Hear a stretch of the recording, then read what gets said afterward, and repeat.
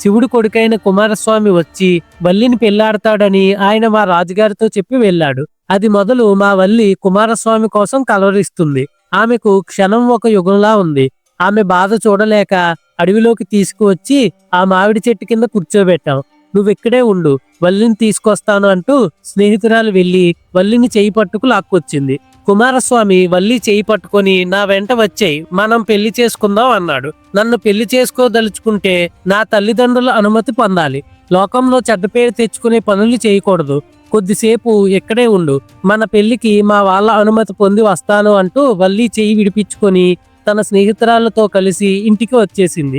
జరిగిన విషయం తెలిసి పులిందుడు తన మనుషులతో కుమారస్వామి దగ్గరికి వచ్చి ఆ రాత్రి తెల్లవారుజామున మంచి ముహూర్తం ఉందని చెప్పి అతని మనుషులను వెంటబెట్టుకుని వెళ్లి వాళ్ళకి విడిది ఏర్పాట్లు చేసి పెళ్లి పనులు చేయడానికి ఇంటికి వెళ్ళాడు.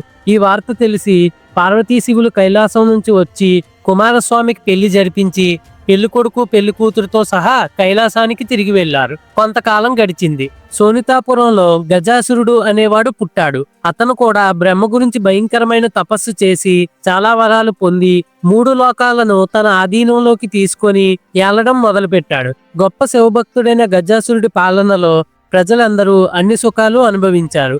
వారికి ఎలాంటి బాధలు లేవు. ఒకరోజు నారదుడు గజాసురుడి దగ్గరికి వెళ్లి అతని చేత అతిథి మర్యాదలు పొంది, గజ, నువ్వు గొప్ప శివభక్తుడివి, శివుణ్ణి నీ గుండెలోనే ఉండమని అడగచ్చు కదా అన్నాడు. గజాసురుడికి ఈ ఆలోచన నచ్చింది.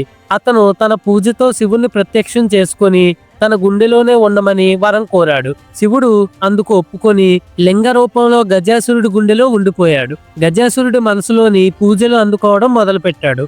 తర్వాత ఏం జరిగిందో వచ్చే సోమవారం తెలుసుకుందాం. Stay tuned.